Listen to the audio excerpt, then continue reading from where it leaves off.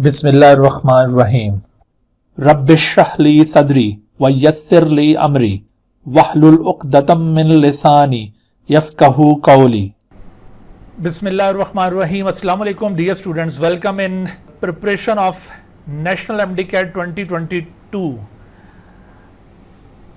National MDCAT 2022 इसके हवाले से आज हम बायोलॉजी प्रिपरेशन का आगाज़ कर रहे हैं और इस बायोलॉजी प्रिपरेशन सीरीज़ में हम इंशाल्लाह तकरीबन कोई 60 लेक्चर्स में अपना ये सारा जो कोर्स है उसको कवर करेंगे और इन 60 लेक्चर्स के दौरान पीएमसी का जो सिलेबस है उसके मुताबिक हम टॉपिक वाइज तमाम लेक्चर्स को कवर करते हुए आगे चलेंगे। हर लेक्चर के एंड पर आपको उस लेक्चर से मुतालिक एक एमसीक्यूज़ पर मुश्तमिल एक टेस्ट भी प्रोवाइड किया जाएगा और वो आप ऑनलाइन अटैम्प्ट करके उसको सबमिट करेंगे, उसका स्कोर आपको मिल जाएगा। और इसके साथ साथ फिर हम आगे इसी तरह से थ्रू आउट द वीक जितना पोर्शन कवर करेंगे, तो सैटरडे ऑफ होगा हमारा, मंडे टू फ्राइडे जितना भी पोर्शन हमने कवर किया होगा, संडे को फिर उन तमाम लेक्चर्स का वीकली टेस्ट होगा और वो वीकली टेस्ट भी इसी तरह से ऑनलाइन टेस्ट होगा। तो वो टेस्ट भी आप लोग ऑनलाइन अटैम्प्ट करके सबमिट करेंगे और उसका भी स्कोर आपके सामने आ जाएगा। लेकिन जो वीकली टेस्ट होगा उस टेस्ट का लाइव डिस्कशन भी होगा। उस दिन हम टेस्ट के बाद एक टाइम रखा करेंगे क्लास का और उसमें फिर हम लाइव डिस्कशन भी करेंगे उस टेस्ट से मुतालिक जितने भी कोई डिफ़िकल्ट क्वेश्चंस होंगे। बाकी जो हमारे डेली बेसिस के ऊपर टेस्ट हुआ करेंगे तो वो नेक्स्ट डे या फिर ज़्यादातर उनमें क्वेश्चंस ऐसे होंगे जो ड्यूरिंग द लेक्चर हमने डिस्कस कर लिए हुए होंगे, इस वजह से उनकी डिस्कशन की इतनी कोई ज़रूरत नहीं पड़ेगी। अदरवाइज़ अगर उसमें भी कोई इशू आपको फेस करना पड़ता है तो आप व्हाट्सएप पर मुझसे कांटेक्ट रखेंगे और उस पर हम उसको सॉल्व कर लेंगे। ठीक है, तो इस तरह से फिर हम ये सीरीज़ आगे लेकर चलते रहेंगे। तो इस कोर्स को 4 हिस्सों में हम डिवाइड करेंगे। फर्स्ट क्वार्टरली टेस्ट होगा, फिर second quarterly test, third quarterly test और फिर फोर्थ क्वार्टरली टेस्ट। इसी तरह से हाफ कोर्स के 2 टेस्ट भी कंडक्ट किए जाएंगे और एंड पर फिर आप से मॉक टेस्ट लिए जाएंगे जो फुल लेंथ पेपर होता है। उस फुल लेंथ पेपर के मुताबिक उसी पैटर्न पर फिर 3 टेस्ट की एक सीरीज़ होगी आखिर में। तो इस तरह से इंशाल्लाह हमारा ये प्लान जो आज से अब शुरू हो रहा है, ये तकरीबन कोई ऑलमोस्ट ये कोई 11-12 सितंबर को जाकर एंड होगा। आपके 7 सितंबर से टेस्ट पीएमसी लेना शुरू करेगी और वो 30 सितंबर तक चलेंगे। तो इस दौरान में मुख्तलिफ बच्चों की मुख्तलिफ डेट्स आएंगी, लेकिन हमारा ये जो कोर्स अब शुरू हो रहा है ये इंशाल्लाह 12-13 सितंबर तक ये कंप्लीट हो जाएगा। अच्छा, अब ये जो क्लास हमारी कंडक्ट होगी इसमें किस तरह से आपने पार्टिसिपेट करना है इसको ज़रा सा मैं आपको ब्रीफ कर दूं। देखिए, क्लास को ज्वाइन करते हुए आप ये जूम मीटिंग आईडी लिखते हैं और उसके बाद फिर जूम मीटिंग आईडी के बाद नीचे अपना नेम वो आपसे पूछता है। तो जो नेम वाला बॉक्स होगा उसके अंदर आपने अपनी रजिस्ट्रेशन आईडी जिसमें वो 22 से स्टार्ट होती है, उसके बाद फिर एक अल्फ़ाबेटिकल कोड होता है और उसके बाद फिर एक न्यूमेरिक कोड होता है और उसके बाद फिर आपका नेम है। मैंने हर एक बच्चे को वो मैसेज किया हुआ था। ठीक है, तो आप अपनी अपनी उस पूरी रजिस्ट्रेशन आईडी के साथ साइन इन किया करेंगे जूम पर जब क्लास को अटेंड करनी है। अदरवाइज़ अगर आज के बाद अगर कोई भी बच्चा वो उस पैटर्न पर उसने नेम नहीं लिखा होगा तो उसको यहाँ पर अलाउ नहीं किया जाएगा, क्योंकि देखिए मैं ख़ुद यहाँ पर पढ़ाते हुए हर एक बच्चे को यूँ अलाउ नहीं कर सकता। मेरे साथ मेरे असिस्टेंट बैठे हुए होते हैं तो वो यहाँ पर बच्चों को अलाउ कर रहे होते हैं। उनके पास वो सारी लिस्ट होती है कि कौन कौन से बच्चे रजिस्टर्ड हैं, तो उनकी जो रजिस्ट्रेशन आईडीज़ हैं वो उसके पास गिवन है। लिहाजा जो बच्चे उस रजिस्ट्रेशन आईडी के तहत यहाँ पर साइन इन कर रहे होंगे सिर्फ वही वहाँ पर अलाउ किए जाएंगे क्लास अटेंड करने के लिए। अदरवाइज़ अगर किसी बच्चे ने गलत नेम के साथ ज्वाइन करने की कोशिश की और उसको एक बार अगर रिमूव कर दिया गया तो वो उस लेक्चर में फिर दोबारा से इंडक्ट नहीं हो सकेगा। ठीक है, जैसे अभी कुछ बच्चों को मैंने रिजेक्ट किया था लेकिन वो बार बार फिर उनकी रिक्वेस्ट आ रही थी तो मुझे दोबारा फिर ये क्लास डिस्कनेक्ट करके दोबारा से स्टार्ट करनी पड़ी है। ठीक है, तो अब ये कल से इस तरह से ये नहीं होना चाहिए। आप लोग अपने जो correct registration I D plus name है उसके साथ ही आप लॉग इन करेंगे।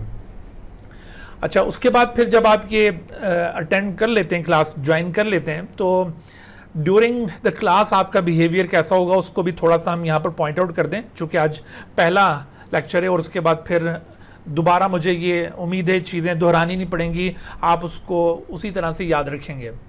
देखें, ड्यूरिंग द लेक्चर आप कोशिश करें कि अपना माइक उसको म्यूट पे रखें, और जैसे ही आपको ड्यूरिंग द लेक्चर कोई बात करनी हो तो आप माइक को ऑन करें और बीच में एक्सक्यूज़ मी कहकर मुझे इंटरप्ट कर सकते हैं और फिर मैं आपको मौका दूंगा। या फिर उससे भी ज़्यादा बेहतर तरीका ये होता है कि जूम में आप यहाँ पर देखें, आपको ऑप्शन मिल जाएगा, हैंड रेज करने का ऑप्शन होता है, ठीक है। तो वो अगर आपको कोई भी क्वेश्चन पूछना है आप हैंड रेज करें, और जिस बच्चे का हैंड रेज होता है तो मुझे यहाँ पे पता चलता है और मैं फिर उस बच्चे को बोलने का मौका दूंगा और वो अपना क्वेश्चन कर सकेगा। इस तरह से हम बिल्कुल इंटरेक्टिव किस्म की क्लास लेकर चलेंगे, ठीक है। मैं बिल्कुल भी ये आपको डिस्करेज नहीं करूँगा कि आप क्वेश्चन बिल्कुल ना पूछें, मैं बल्कि आपको इनकरेज करूँगा कि आप ज़्यादा से ज़्यादा क्वेश्चन पूछें, आपकी जो कन्फ्यूजन्स हैं उनको क्लियर करें, क्योंकि इस लाइव इंटरेक्टिव क्लास का मकसद ये होता है कि जो आपके माइंड में प्रॉब्लम्स हैं वो सारे हल हो सकें।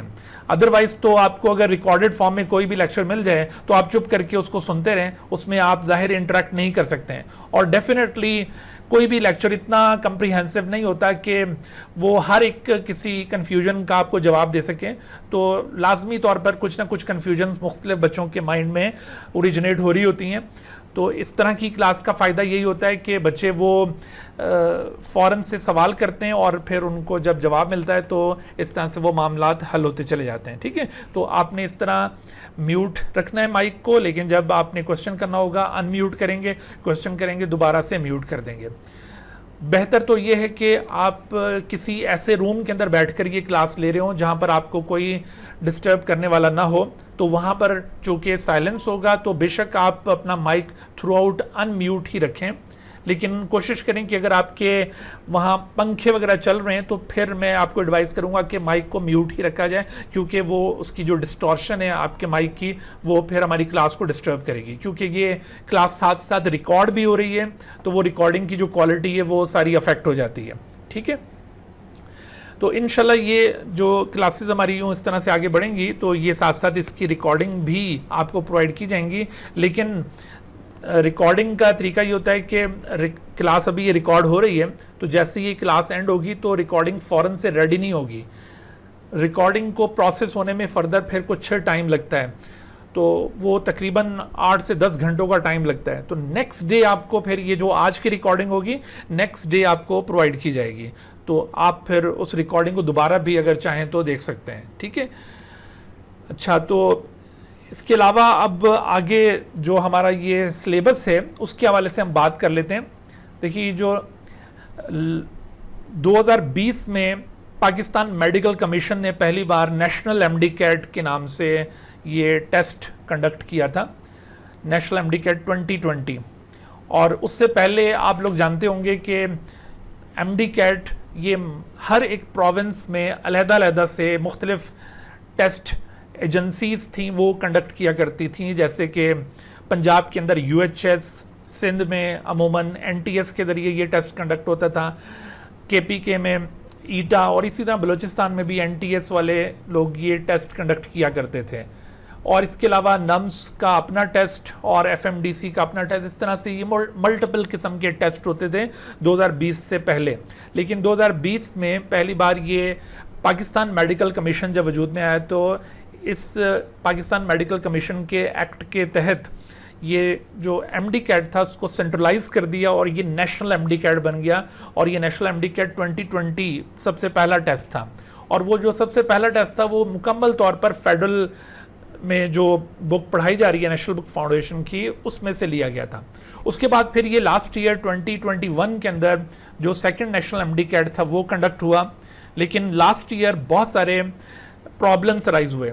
असल में लास्ट ईयर जो थोड़ा सा डिफरेंस आया इस नेशनल एमडी कैट में बनिस्बत 2020 के टेस्ट के, वो ये था कि 2020 का जो नेशनल एमडी कैट था वो पेपर बेस्ड था। लास्ट ईयर इन्होंने पहली बार ये एक्सपेरिमेंट किया कि टेस्ट जिस तरह से इंटरनेशनली ये मुख्तलिफ़ किस्म के टेस्ट होते हैं कंप्यूटर बेस्ड टेस्ट, उसी तरह से ये भी कंप्यूटर बेस्ड टेस्ट होना चाहिए। तो लास्ट ईयर जब इन्होंने ये कंप्यूटर बेस्ड टेस्ट परफॉर्म करने की लेने की कोशिश की तो इसके अंदर बहुत सारे प्रॉब्लम्स राइज हुए, उसमें बहुत सारे क्वेश्चंस आउट ऑफ सिलेबस भी आए और बहुत सारे क्वेश्चंस की कीज़ भी गलत थी। तो इस तरह के कई एक मसाइल का सामना रहा। बहरहाल पाकिस्तान मेडिकल कमीशन ने लास्ट ईयर टेस्ट के बाद फिर उसका पोस्ट एग्ज़ाम एनालिसिस किया और उस एनालिसिस के दौरान उन्होंने बहुत सारे बच्चों को फिर रैंडमली कंपनसेट किया। तो किसी को कुछ ज़्यादा मार्क्स मिल गए, किसी को कुछ कम मिल गए।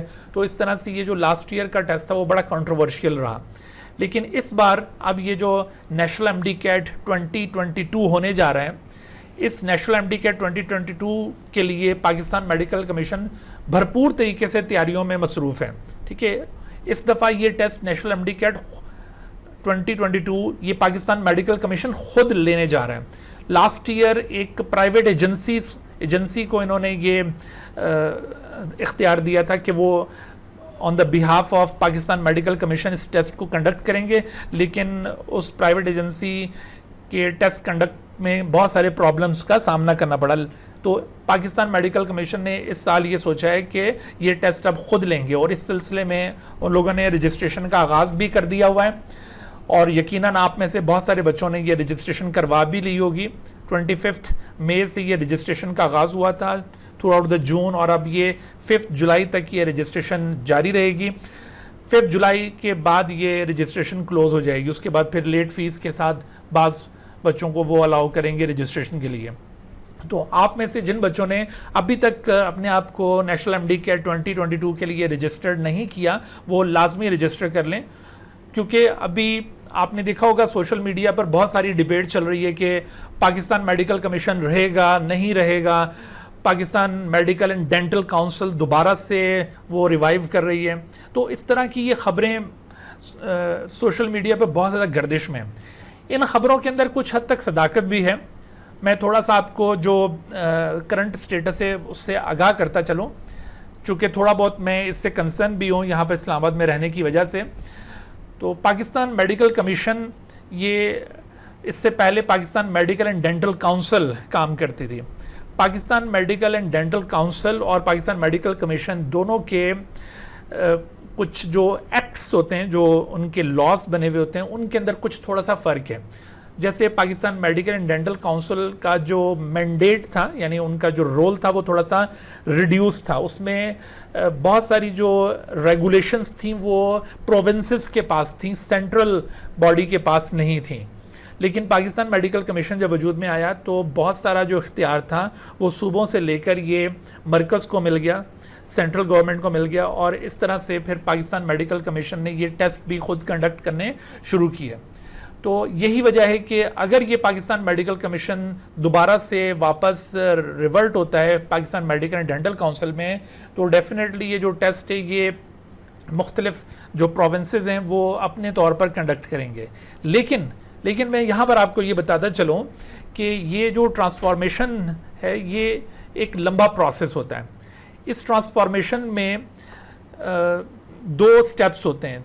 उनमें से एक स्टेप है कि कौमी असम्बली से ये बिल इसका मंजूर हो, जो कि पिछले दिनों हो चुका है, और फिर दूसरा स्टेप ये है कि सेनेट से भी इसका बिल मंजूर हो। ठीक है, और उसके बाद फिर प्रेसिडेंट ऑफ पाकिस्तान उसके ऊपर साइन करता है, तो उसके बाद जाकर ये ट्रांसफॉर्मेशन होती है। लेकिन ये जो दोनों स्टेप्स हैं उनमें से एक हो चुका, अभी एक बाकी है, उसमें अभी मज़ीद काफ़ी टाइम लग जाना है। और फिर प्रेसिडेंट के पास जब मामला जाता है तो वो फिर उसको साइन करते हुए उसमें भी थोड़ा टाइम लग जाता है। तो इस तरह से ये अभी काफ़ी सारा टाइम लग जाना है। और आपका ये जो टेस्ट सितंबर में ड्यू है उसकी डेट आ चुकी होगी। इस वजह से अभी आपको परेशान होने की ज़रूरत नहीं है कि पता नहीं क्या होगा, ये टेस्ट प्रोविंस लेगा या ये लेगा। ये टेस्ट मैं आपको बता रहा हूँ कि पाकिस्तान मेडिकल कमीशन ने ही लेना है, और ये एक सेंट्रलाइज टेस्ट ही होगा। ठीक है, क्योंकि उसका मैं आपको एविडेंस देता हूँ। उसका एविडेंस ये है कि पाकिस्तान मेडिकल कमीशन ने मेजॉरिटी रजिस्ट्रेशन कंप्लीट कर ली हुई है। ज़्यादातर बच्चों ने रजिस्ट्रेशन करवा ली हुई हैं, और 6-6 हज़ार रुपये पर बच्चा उन्होंने ये फ़ीस ले चुके हैं। वो अब जाहिर है कि वापस नहीं करेंगे। क्यों नहीं करेंगे? वो इस वजह से कि उस फीस को यूटिलाइज़ भी किया जा चुका है। उस फीस को कैसे यूटिलाइज़ किया है कि जो अभी टेस्ट होना है ये 2022 का, वो टैबलेट्स के ऊपर होगा। तो ये पाकिस्तान मेडिकल कमीशन ने पिछले दिनों ढेरों टैबलेट्स परचेज़ किए हैं ये टेस्ट कंडक्ट करने के लिए पूरे पाकिस्तान में। तो इस तरह से बहुत सारा पैसा वो इन्वेस्ट कर चुके हैं। फिर दूसरी बात ये कि जो इनके पास लास्ट ईयर का क्वेश्चन बैंक था, वो लास्ट ईयर का क्वेश्चन बैंक इन्होंने डिस्कार्ड कर दिया क्योंकि उन क्वेश्चंस में बड़े प्रॉब्लम्स थे। इस साल इन्होंने अब जो करंट टीचर्स हैं मुख्तलिफ कॉलेजेस के अंदर पढ़ाने वाले, जो इन सर्विस टीचर्स हैं, उन टीचर्स की खदमात हासिल की हैं, उनसे टेस्ट आइटम्स डेवलप किए हैं, उनसे ये MCQs बनवाएं। फिर उसके बाद ये जितने MCQs मुख्तलिफ टॉपिक्स के इनके पास कलेक्ट हुए हैं, उन MCQs को फिर मज़ीद एक्सपर्ट टीचर्स से रिव्यू करवाया जा रहा है। ये सारा प्रोसेस मैं आपको बता रहा हूँ कि आजकल चल रहा है, ठीक है। तो उस रिव्यू प्रोसेस के दौरान जो भी कोई irrelevant question, out of syllabus question, इस तरह की जो चीज़ें थी उनको एक्सक्लूड किया जा रहा है, ठीक है। और इस तरह से इस दफ़ा इस टेस्ट की जो क्वालिटी है वो पिछले के मुकाबले में बहुत बेहतर होगी। तो ये मैं सारी बातें इस वजह से बता रहा हूँ कि जो एक कन्फ्यूजन बच्चों के माइंड में चल रही है वो दूर होनी चाहिए और आप बिल्कुल कंसंट्रेट करते हुए इस प्रिपरेटरी प्रोग्राम में हिस्सा लें और फिर आप यकीन करें कि जिस तरह से आपको गाइड किया जाएगा, अगर आप उसको थॉरोली फॉलो करते जाएं तो इंशाल्लाह इसमें कोई शक नहीं है कि आप मैक्सिमम मार्क्स इस बायोलॉजी वाले पोर्शन के अंदर अचीव कर सकेंगे, ठीक है भाई। तो ये कुछ नेशनल MD-CAT के हवाले से जो करंट सिचुएशन थी उसके बारे में मैं आपको बताया। आज चूँकि ये पहला लेक्चर है तो थोड़ा सा ये इंट्रोडक्टरी चीज़ें मैं आपके साथ शेयर कर रहा हूँ, तो उसके बाद फिर हम अपने रूटीन में जो एकेडमिक हमारे लेक्चर्स होंगे उसकी तरफ हम आ जाएंगे। अच्छा, उसके बाद अब हम आगे फर्दर बात करते हैं। देखें, अभी रिसेंटली कल ही ये मीटिंग हुई है पाकिस्तान मेडिकल कमीशन की। तो इस मीटिंग के अंदर पाकिस्तान मेडिकल कमीशन ने ये फ़ैसला किया है कि लास्ट ईयर चूँकि 65% पासिंग मार्क्स रखे गए थे, नेशनल MD-CAT को पास करना किसी भी मेडिकल कॉलेज में एडमिशन के लिए ज़रूरी था, चाहे वो मेडिकल कॉलेज प्राइवेट सेक्टर का हो या गवर्नमेंट सेक्टर का वो मेडिकल कॉलेज हो, दोनों में एडमिशन के लिए पाकिस्तान मेडिकल कमीशन का ये जो नेशनल MD-CAT इसको पास करना ज़रूरी था। और लास्ट ईयर 65% मार्क्स लेकर बच्चा पास करता था, अगरचे उस टेस्ट की वैलिडिटी 2 साल की थी और यकीनन इस दफ़ा की जो टेस्ट होगा इसकी भी वैलिडिटी 2 साल की ही होगी, लेकिन इस दफ़ा इन्होंने जो पासिंग परसेंटेज है उसको कम कर दिया है और वो 55% कर दिया है। तो ये एक बड़ी गुड न्यूज़ है बच्चों के लिए, क्योंकि बहुत सारे बच्चे जो वैसे एकेडमिक लाइफ में बहुत अच्छे मार्क्स गेन कर चुके थे लेकिन किसी वजह से वो ये जो मिनिमम थ्रेशोल्ड मार्क्स थे वो अचीव नहीं कर सके और उनका दाखिला ना हो सका। हालांकि अगर वो ये पासिंग मार्क्स ले लेते तो उनका दाखिला हो जाना था। तो इस दफ़ा इन्होंने ये पासिंग परसेंटेज कम कर दी है, ये अभी कल ही फैसला हुआ है। तो देखो, ये एक और एविडेंस है कि पाकिस्तान मेडिकल कमीशन ही ये टेस्ट लेने जा रहा है, क्योंकि अगर ऐसा ना होता तो उनको अभी ये रिसेंटली इस मीटिंग को करने का कोई ज़रूरी नहीं था, ठीक है। तो ये कल ही मीटिंग हुई है जिसमें ये नोटिफिकेशन हुआ है। उसके अलावा कल की मीटिंग में एक और डिसीजन लिया है। इस डिसीजन के तहत ये जो वेटेज थी मुख्तलिफ सब्जेक्ट्स की इस टेस्ट के अंदर उसको थोड़ा सा रिव्यू किया है, बहुत ज़्यादा चेंज नहीं किया लास्ट ईयर के मुकाबले में।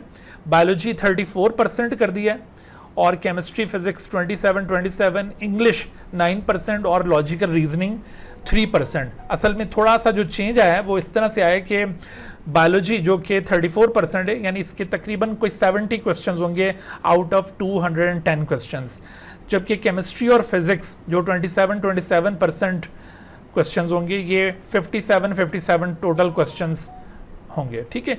इसी तरह से इंग्लिश के टोटल 20 क्वेश्चंस हैं जो कि 9% बनते हैं और लॉजिकल रीजनिंग के ये 6 क्वेश्चंस होंगे। तो इस तरह से आपका ये 210 क्वेश्चंस का टेस्ट होगा और इस टेस्ट को अटेम्प्ट करने के लिए ये 210 मिनट्स ही मौजूद हैं आपके पास, यानी पर क्वेश्चन अटेम्प्ट करने के लिए आपके पास 1 मिनट का टाइम ज़रूर अवेलेबल होगा। तो आप इजीली कर सकते हैं। हालांकि इससे पहले जब ये टेस्ट हुआ करते थे तो उसमें टाइम नंबर ऑफ़ क्वेश्चन से हमेशा कम होता था, number of minutes number of question से हमेशा कम होते थे, तो उस वजह से बच्चों को बहुत ज़्यादा डिफ़िकल्टी फेस करनी पड़ती थी। तो इस लिहाज से ये कंपैरेटिवली ईजी है, कोई नेगेटिव मार्किंग भी इसमें नहीं होगी। आपने खुलकर इसको अटेम्प्ट करना है। लेकिन टेस्ट होगा ये सारा कंप्यूटर बेस्ड, कंप्यूटर स्क्रीन के ऊपर क्वेश्चन आपके सामने अपीयर हो रहे होंगे, आप उनको आगे फॉरवर्ड भी कर सकते हैं और आप वापस बैक भी कर सकते हैं उनको, और दोबारा से रिव्यू भी कर सकते हैं क्वेश्चन को। तो ये सारे ऑप्शंस आपको वहाँ पर अवेलेबल होंगे। जब आप ये रजिस्ट्रेशन करवा लेते हैं इस टेस्ट के लिए, तो आपको फिर ये पीएमसी एक मॉक टेस्ट भी प्रोवाइड करेगा, एक प्रैक्टिस टेस्ट, ताकि आप असल टेस्ट में बैठने से पहले उस तरह का एक टेस्ट उसी तरह की इन्वायरमेंट में एक दफ़ा अटैम्प्ट करके देख लें, आपको अंदाज़ा हो जाए कि किस तरह का इन्वायरमेंट होगा टेस्ट का। ठीक है, तो वो चीज़ आपको पीएमसी प्रोवाइड करेगा। बहरहाल उसके बाद हम आगे बढ़ते हैं। तो यहाँ देखिए ये पीएमसी ने अपने इसी सिलेबस के अंदर ये पॉइंट आउट किया हुआ है कि जो एमसीक्यूज़ इन्होंने पूछने हैं उसमें डिफ़िकल्टी लेवल कैसा होगा। तो उसमें इजी, मॉडरेट और हार्ड, ये 3 डिफ़िकल्टी लेवल्स होंगे। सबसे ज़्यादा जो क्वेश्चन हैं वो मॉडरेट डिफ़िकल्टी लेवल वाले होंगे, यानी 60% क्वेश्चन मॉडरेट होंगे, 20% इजी और 20% हार्ड होंगे। ज़्यादातर क्वेश्चन आप देख रहे हैं कि वो मॉडरेट हैं, यानी ना तो बहुत इजी हैं और ना बहुत हार्ड हैं। और इसके साथ साथ यहाँ पर एक और बात का भी ख्याल रखिएगा कि इन तीनों सब्जेक्ट्स में, ये जो साइंसेस के सब्जेक्ट्स हैं, बायोलॉजी, केमिस्ट्री एंड फिजिक्स, इसमें 70% क्वेश्चंस रिकॉल पर मुश्तमिल होंगे। रिकॉल का मतलब है कि जो इन्फॉर्मेशन बुक्स के अंदर गिवन है वो इन्फॉर्मेशन आपसे रिकॉल करवाई जाएगी। और 30% इसमें क्वेश्चन एप्लीकेशन लेवल के होंगे। एप्लीकेशन लेवल से मुराद ये है कि ये थोड़ा सा ये अंडरस्टैंडिंग बेस्ड क्वेश्चन हो सकता है कि ये डायरेक्टली ये चीज़ किसी भी एक बुक के अंदर गिवन ना हो, लेकिन कॉन्सेप्ट ज़रूर ये जितनी भी बुक्स पढ़ाई जा रही हैं उनमें गिवन होगा, और जिस बच्चे का कॉन्सेप्ट क्लियर होगा तो वो ऐसे क्वेश्चंस को इजीली अटैम्प्ट कर सकेगा। ये जो 70% रिकॉल बेस्ड क्वेश्चंस होते हैं ये ज़्यादातर बच्चों के ठीक होते हैं। जो भी बच्चा 90% स्कोर कर रहा होता है एफएससी के अंदर, तो वो ये 70% ये वाले क्वेश्चन इजीली सॉल्व कर लेता है। लेकिन ये जो 30% आपको बताया गया है कि एप्लीकेशन लेवल के क्वेश्चंस होंगे, यही वो क्वेश्चंस हैं जिनकी ख़ास तौर पर हमने यहाँ पे प्रिपरेशन करनी होती है, क्योंकि वो ये ऐसे क्वेश्चंस होते हैं जो खुद ब खुद आप अगर रीड कर रहे हैं बुक्स को तो आपके माइंड में वो चीज़ वैसे नहीं आ सकती जब तक कि आप किसी प्रॉपर गार्डियन से आप कोई हेल्प नहीं ले रहे, आपको कोई प्रॉपर गाइड नहीं कर रहा, तो तब तक आप इस तरह के क्वेश्चंस को अटेम्प्ट करने के काबिल नहीं होते। ये अलग बात है कि कुछ बच्चे बहुत ज़हीन होते हैं, अल्लाह ताला ने उनको बहुत ज़्यादा जहानत दी होती है, तो वो बग़ैर किसी हेल्प के वो अपने तौर पर स्टडी करते हुए बाज़ वक़्त बहुत अच्छा स्कोर कर लेते हैं। लेकिन ऐसे बच्चों की जो परसेंटेज बहुत कम होती है। लेकिन ज़्यादातर बच्चों को थोड़ी सी गाइडेंस की ज़रूरत होती है। उनको जब कोई शख्स प्रॉपरली गाइड करता है तो वो फिर उनका जो माइंड है ओपन हो जाता है और वो इस तरह के क्वेश्चंस को ईज़िली अटैम्प्ट कर सकते हैं। ठीक है, अच्छा, तो उसके बाद फिर देखिए हमारा ये जो बायोलॉजी का पोर्शन है, चूँकि हमने यहाँ पे सिर्फ बायोलॉजी को कवर करना है, इंशाल्लाह नेक्स्ट टाइम हम जब ये नेक्स्ट ईयर प्रोग्राम लॉन्च करेंगे MD CAT 2023 अगर ज़िंदा रहे तो उसमें फिर हम कोशिश करेंगे कि बाकी सब्जेक्ट्स के भी अच्छे टीचर्स को साथ शामिल करके तो पूरी एक सीरीज़, पूरा एक कंप्रिहेंसिव MD CAT प्रिपरेशन का प्रोग्राम लेकर आएँ। लेकिन अभी मेरे साथ ये सारी टीम अवेलेबल नहीं है, तो इस वजह से मैं अकेला ही इसमें आपकी खिदमत करूँगा। तो इसमें देखिए कि ये जो बायोलॉजी का सिलेबस PMC ने प्रोवाइड किया हुआ है, अगरचे इस सिलेबस के अंदर बहुत सारे फ्लॉज हैं, लेकिन बहरहाल इन्होंने ये जो टॉपिक्स दिए हैं तो इन टॉपिक्स को फॉलो करना है। लास्ट ईयर का हमारा ये एक्सपीरियंस है कि इन टॉपिक्स से हटकर ये जितने भी टॉपिक्स हैं ये लास्ट ईयर के सिलेबस में भी थे, इन्होंने कोई ऐसा चेंज नहीं किया। ठीक है, तो ये टॉपिक्स सारे लास्ट ईयर के सिलेबस में भी थे, इस साल भी ये वही टॉपिक्स हैं। लेकिन लास्ट ईयर का हमारा एक्सपीरियंस ये है कि इन टॉपिक से हट के भी बहुत सारे क्वेश्चंस आते रहे, तो हम उस चीज़ को मद्देनज़र रखते हुए थोड़ा बहुत चीज़ें इन टॉपिक्स के अलावा भी डिस्कस करेंगे। लेकिन इस दफ़ा जो हमें रिलायबल सोर्सेज से इंफॉर्मेशन मिली है, जैसा मैंने आपको ये अभी थोड़ी देर पहले बताया कि PMC ने अभी अपना क्वेश्चन बैंक दोबारा से डेवलप करवाया है। मुख्तलिफ जो कॉलेजेस में पढ़ाने वाले टीचर्स हैं, जो फील्ड के टीचर्स हैं, जो बच्चों को FSC लेवल पर पढ़ा रहे होते हैं, तो उन टीचर से ये अब क्वेश्चंस डेवलप करवाएं और फिर मज़ीद उससे ऊपर जो एक्सपर्ट टीचर्स हैं उनसे रिव्यू भी करवाया गया इन क्वेश्चंस को। तो इस वजह से हमें ये इतलात हैं कि इस दफ़ा जो टॉपिक्स दिए हुए हैं सिलेबस में एग्जैक्टली इन्हीं टॉपिक्स में से क्वेश्चंस आएंगे। लेकिन बाज़ बच्चे जो हैं वो गलती ये करते हैं कि जो सिलेबस के टॉपिक्स होते हैं बिल्कुल एग्जैक्टली उन्हीं टॉपिक्स पर रहते हैं, इस तरह से उनकी अंडरस्टैंडिंग पूरी तरह से ब्रॉड नहीं होती। तो देखो, हम चूँकि पिछले 20 सालों से ये बच्चों को प्रिपेयर करवा रहे हैं, तो हमें ये आइडिया होता है कि देखें ये जो टॉपिक दिया हुआ है, इस टॉपिक को अंडरस्टैंड करने के लिए अगर हमें ये वाली बात भी पता होगी, ये बात भी पता होगी, तो फिर हम इस चीज़ को ज़्यादा अच्छी तरह से अंडरस्टैंड कर सकते हैं। तो इस वजह से हम थोड़ा सा रिलेटेड चीज़ों को भी साथ लेकर चलेंगे। तो बस आप में एतमाद रखना है, आपको जो चीज़ें आपको जिस तरह से गाइड की जाएँ, आप उसको उसी तरह से फॉलो करते जाएँ, तो यकीन रखिए कि फिर आपकी तैयारी बहुत ज़बरदस्त हो जाएगी इंशाल्लाह। मैं यहाँ पर अभी कोई ऐसा दावा नहीं करता, लेकिन मुझे उम्मीद है कि आप अगर ये साथ देंगे और जैसे जैसे आपको गाइड किया जाएगा तो आप 100% इसमें अटेम्प्ट करने के काबिल हो जाएंगे।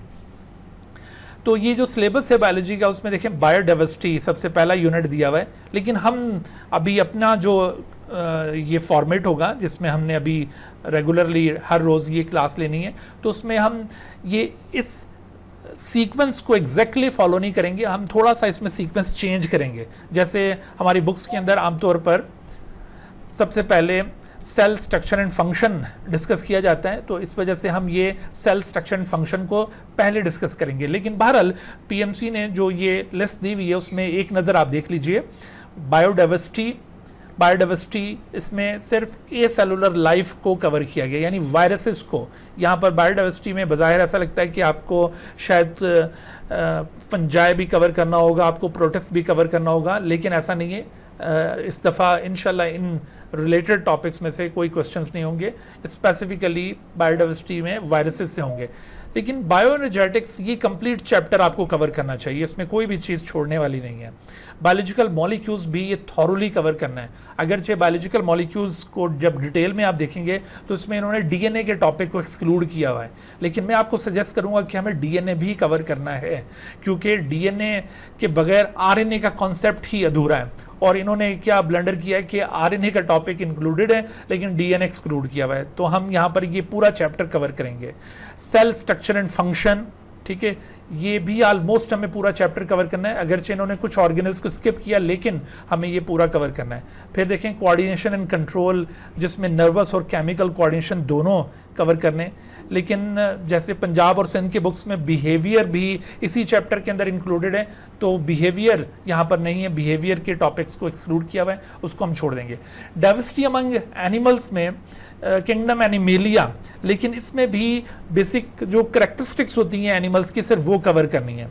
एंजाइम भी ऑलमोस्ट पूरा हमें चैप्टर कवर करना है, एवोल्यूशन भी पूरा चैप्टर कवर करना है। फिर उसके बाद ये जो फिजियोलॉजी से रिलेटेड टॉपिक्स हैं उसमें life processes in animals and plants, उसमें न्यूट्रिशन यानी डाइजेस्टिव सिस्टम वगैरह हम कवर करेंगे। गैस एक्सचेंज कवर करेंगे, इसके साथ साथ ट्रांसपोर्ट हम कवर करेंगे यहाँ पर। अब यहाँ पर आप देखिए कि जो किडनी का चैप्टर था होम्योस्टेसिस, वो सिरे से एक्सक्लूड किया हुआ है। तो वैसे असूली तौर पर किडनी वाले चैप्टर से एक्सक्रीटरी सिस्टम या यूरिनरी सिस्टम से क्वेश्चंस नहीं पूछे जाएंगे, लेकिन ये चूँकि एक ऐसा इम्पॉर्टेंट कोर कंटेंट है कि जो कि आमतौर पर जो भी एमडी कैट्स होते हैं उनके अंदर ये मौजूद होता है, तो ये मैं समझता हूँ कि शायद मिस्टेकनली उन्होंने निकाल दिया हो, तो लेकिन हमें ये पढ़ना है, तो हम इस चीज़ को भी यहाँ पे कवर करेंगे। फिर प्रोकैरियोट्स हैं, रिप्रोडक्शन एक बड़ा अहम पोर्शन है और ये कंप्लीट रिप्रोडक्शन हमें कवर करना है। सपोर्ट एंड मूवमेंट भी हमें कवर करना है। और फिर ये बड़ा कॉन्सेप्चुअल और important part variation in genetics या इनहेरिटेंस, ये भी पूरा चैप्टर हमें कवर करना है। लेकिन यहाँ पर आपने अंदाज़ा किया कि क्रोमोसोम एंड डीएनए का सिरे से जिक्र ही कोई नहीं है, ट्रांसक्रिप्शन, ट्रांसलेशन वगैरह इन चीज़ों का बिल्कुल कोई जिक्र नहीं है। लेकिन मैं आपको अपने एक्सपीरियंस के तहत कहूँगा कि आप इन टॉपिक्स को थोड़ा बहुत ज़रूर कवर करेंगे, क्योंकि बहुत सारे कॉन्सेप्ट्स ऐसे होते हैं जो कि इन चीज़ों को पढ़े बगैर बाकी जगहों पर वो आपको समझ नहीं आएगी। इस वजह से आपको ये चीज़ें भी कवर करनी है। और फिर बायोटेक्नोलॉजी भी सिरे से यहाँ पर गिवन नहीं है, तो बायोटेक्नोलॉजी की भी जो कुछ बेसिक्स हैं वो ज़रूर हमें पता होनी चाहिए। तो ये सारा ओवरव्यू था जो हमारे बायोलॉजी वाले पोर्शन के अंदर डिस्कस होना है। ठीक है भाई जी बेटे। अभी जी बेटे, क्या सवाल है? सर तो जो बायोटेक्नोलॉजी वाला चैप्टर है या दूसरे, फिर वो आप करवाएंगे हमें या फिर हमें खुद करना पड़ेगा? जी जी बिल्कुल, मैं करवाऊंगा, बिल्कुल। ठीक है। ठीक है जी। अच्छा, तो अभी आपने ये जो कोर्स कंटेंट देखा है ना, तो ये बेसिकली ये जो कोर्स कंटेंट है, ये जो फेडरल बोर्ड में जो बुक्स पढ़ाई जा रही है नेशनल बुक फाउंडेशन की, ये यहाँ से बुनियादी तौर पर अगर आप इन पॉइंट्स को देखें तो ये एग्जैक्टली यहाँ से उठाए हुए हैं।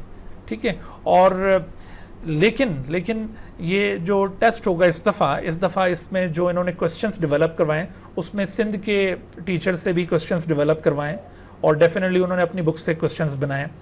इन्होंने बलूचिस्तान के टीचर से भी क्वेश्चंस डेवलप करवाए, इसी तरह से पंजाब वालों से भी, केपी के वालों से भी और इधर इस्लामाबाद के टीचर से भी। तो इन पांचों बुक से क्वेश्चंस बनाए गए।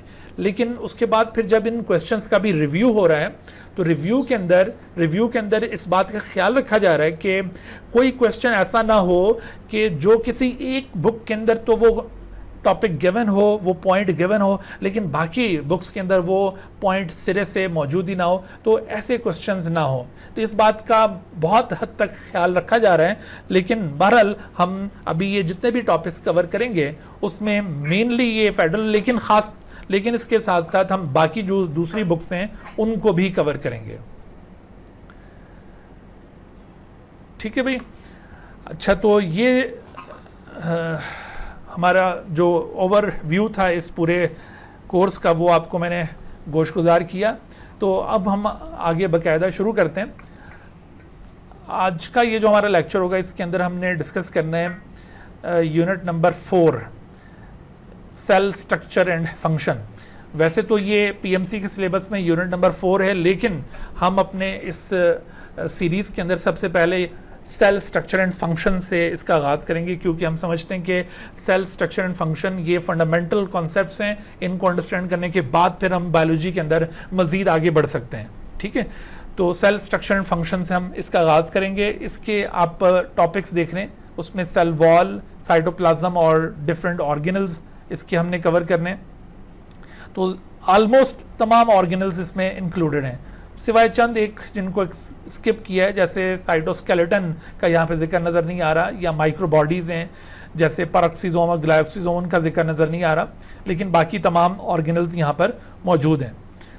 अच्छा, तो इसके साथ साथ हमें एंड पर प्रोकैरियोटिक और यूकैरियोटिक सेल के दरमियान डिफ्रेंशिएट भी करना है, और साथ साथ हमें सेल मेम्ब्रेन को भी डिटेल के साथ कवर करना है, fluid mosaic model of cell membrane, लेकिन उसको थॉरोली कवर करना है। ये साथ उसके लर्निंग ऑब्जेक्टिव्स दिए हैं।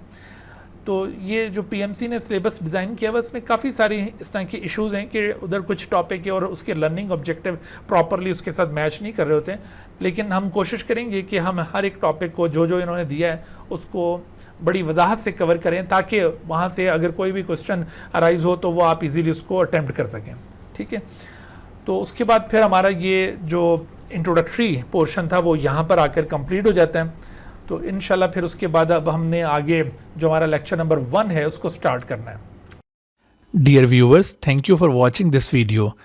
If you have not subscribed this channel, kindly subscribe it and also press the bell icon below so that you could be notified about any new video lecture from Biology Guardian. And also do not hesitate to ask any question regarding this lecture. My contacts are shown on the screen. Thank you once again.